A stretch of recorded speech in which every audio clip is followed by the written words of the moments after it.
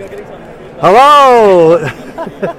Nettie Belle-Hamer. Hi. American Geophysical Union Annual Fall Meeting 2018. Yes. How many AGUs have you been to? Oh, wow. Okay. I started when I was a graduate student, which was a long time ago. I started graduate school in 1986. So I'll let you do the math. I'll leave that as an exercise to the reader. Great. They could go out there. They could go do the math. I've missed a few, but not very many since 86. Well, that is really, really exciting. I'm just going to make sure that you're in the frame here. I'm going to slide this just a little bit. So you just stay there. I want to make sure you're not cut off because I can't really see. Great. Okay, cool. Amazing. Hello. We've got a nice audience. You work for the Alaska Satellite Facility. Yes. It is your job to share information with the world. I think that's accurate, yes. What sort of information is it? What are those antennas that people can see from Fairbanks? What are they doing? So the Alaska Satellite Facility really focuses, so to speak, little geek humor there, really focuses on synthetic aperture radar, which is a specific type of sensor that we use mostly on satellites. So we use the motion of the satellite to get a higher resolution image, and we image different parts of the Earth, water, ice, land, volcanoes. We can watch the effects of earthquakes using the satellite images. There's really a lot of applications of the data. This SAR imagery, which is how people shorten it, is incredible. I've heard so much about it over the past 3 days. Talked to Franz Meyer about some of his work with it. Heard Dr. Peter Webley talking about how now they have some UAVs that you can put SAR information on there. So it's incredible what radar can do. It's not just using for landing planes at the airport. That's correct. I mean, so it's related in that we're using that part of the electromagnetic spectrum, but it is certainly not just for landing planes.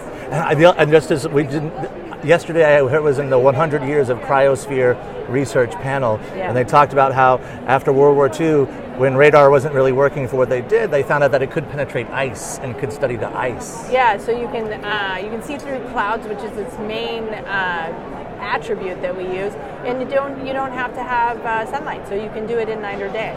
So it allows you to do a lot more sensing than you have with the normal, say, camera, like what you're using. And you have that data stored there at ASF, and scientists and researchers all over the world can access it for their work. Yes, and it's because NASA has sponsored that work, and the data policy for NASA is free and open. Then those data are available to all types of scientists, world round, really. Do you feel like good in your heart emotionally about the work that you're doing? Yeah, like you're helping the planet? Yeah, I'm helping the planet and the people in it. So I feel very good about it. I mean, science has been my career choice. It's been my passion. I believe in scientific research as part of how we advance humanity. So I feel very good about what we do. Your career, as you say, is in a scientist, and more women are getting involved in science, but that's not always been the case. No, it's not. I was one of the few back in the 80s when I was pursuing my degrees, and as I advanced through, it became less and less women. So at an undergraduate level, there were, say, I don't know, I'm guessing about somewhere between 10 and 20%, depending on which classes I was in. But then by the time I got into my graduate work, working on my master's and my PhD, I was the woman in the class.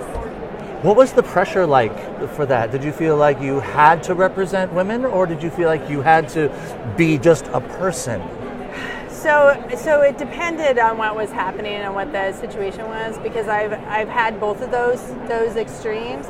I mean, sometimes I do feel like I'm representing women at large, but mostly when you're in graduate school, you're just trying to get through graduate school. So you're representing yourself, and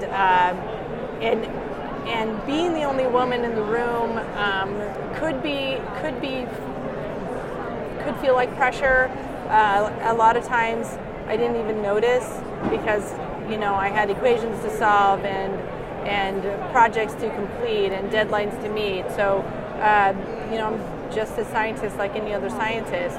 But there are times when you're looking at glass ceilings that actually exist, that you start to step out of that and say, okay, now I have to talk about women in general and not not just me as a scientist. So there were talks here at AGU today about ways to be aware of sort of the Me Too movement moments around science. Is that a conversation that you welcome and appreciate? I do welcome it. So I've been both lucky and unlucky in my career. And like recently, about a year and a half ago, I was asked to do a story in Arctic Entries, which is really similar to the moth. And so I chose a story from when I was in undergraduate, and I told that story, and it was recorded, and it's still out there. But it affects people, and so we talk about women, but the truth is it affects people. It affects everyone, whether you're a man or a woman. If there's not enough representation from another part of the world, if the diversity is not there, and it can be in many different levels. I think that we really benefit by having a wide diversity in every walk of life. You learn things that you couldn't learn otherwise from other people. So I welcome the conversation because it creates the opportunity for diversity. And that is a big conversation happening this year here at AGU. It's sort of a whole scientific movement to really open it up and welcome people who might be curious about the world but have that curiosity sort of throttled by culture and cultural programming as they grow up. Right. And so learning to be more comfortable with people who don't look like you, learning to be more comfortable in a room with people who have a different background. I noticed that you have your pronouns on your card, and we have to be comfortable with that concept as well. That people should be able to choose their name. They should be able to choose their pronoun. They should be able to kind of control how the world interacts with them, and I think that that's a lot of what that movement is. You have risen to a position of extreme responsibility. You are the head of a facility. Yeah. Why is UAF a great place for the Alaska Satellite Facility to be? Well, on the one hand, it's all about location, right? So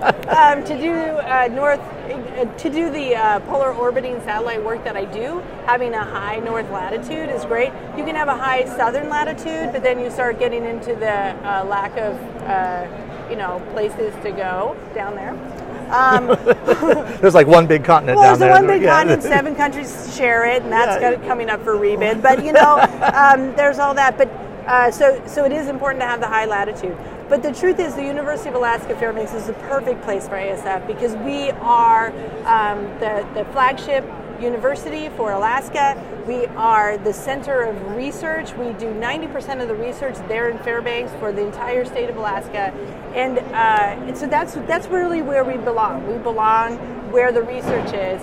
And we always say that Alaska is a natural laboratory. So being in Alaska with all those disciplines present really is where ASF belongs. It is shocking here at AGU to see how many UAF scientists are collaborators with schools and colleges all over the world, co-authors, and they're sharing that. Yeah. It's amazing the talent that is at the University of Alaska Fairbanks. Yeah, I think people don't realize that. I mean, when you go to Fred Meyer and you see these people who are working at the university, what a lot of people don't realize is that person who's trying to figure out which tomatoes to buy that day is actually a world-renowned scientist who, if you take that person and put them over in a scientific conference in Europe, people will be excited to have this opportunity to talk to them. And so we have to get Fairbanks to understand that we're local people, we're Alaskans, and we're part of that community,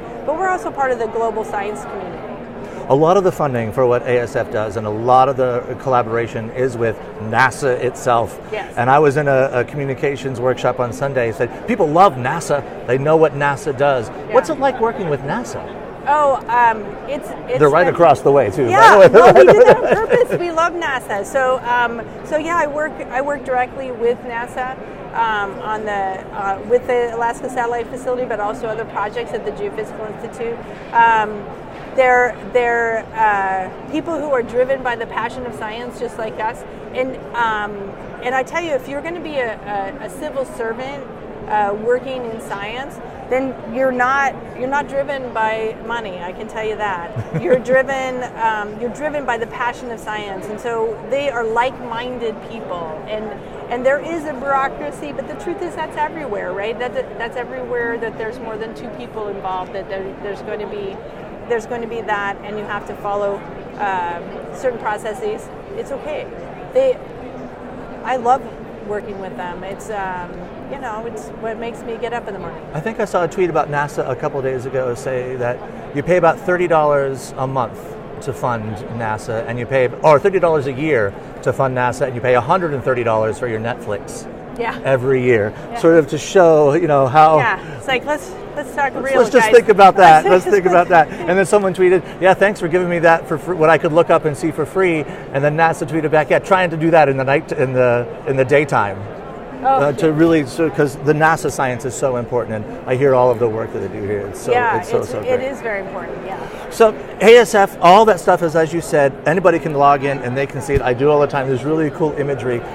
What would you say that if someone they wanted to go to the ASF pages and explore, where would you say they should start to look? What should they start to explore? You mean on our asf.alaska.edu page? Yeah. It depends on what you want to do. If you want to look at data, there's a get data button right there. You just go and you get the data, and that's great. But not everybody knows exactly what to do with the data. So we now have this whole set of what we call data recipes. And they are so named because they are exactly what they sound like. You get the data and you get the recipe, and then you can make the products that you want. And we have them labeled like ski lanes, so we have double black diamonds. If this is your if this is your first time putting a recipe together, you might want to go to the green plates because then you're going to make it down the hill. And so we have them labeled with the ski levels in order so people can understand the complexity of doing that recipe. So, I wish some cookbooks had the ski levels on it because, you get halfway into a recipe and you're like, wow, this is a double black diamond and I didn't know.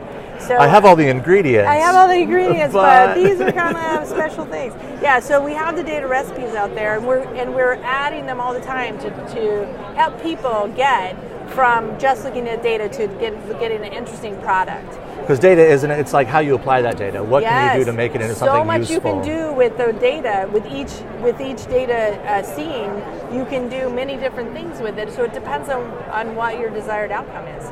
What's next for you tonight? What are you going to do? You got a social event going on? Are you going to mix and mingle? Have you got a collaborative meeting? I know you had a meeting right before this. Right, yeah, I had a meeting with NASA right before this.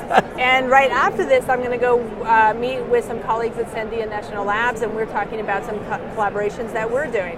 And that's really the purpose of AGU. It's you get all your collaborators and colleagues and future collaborators all kind of in the same space, and it gives you a chance to talk to people because it comes down to people.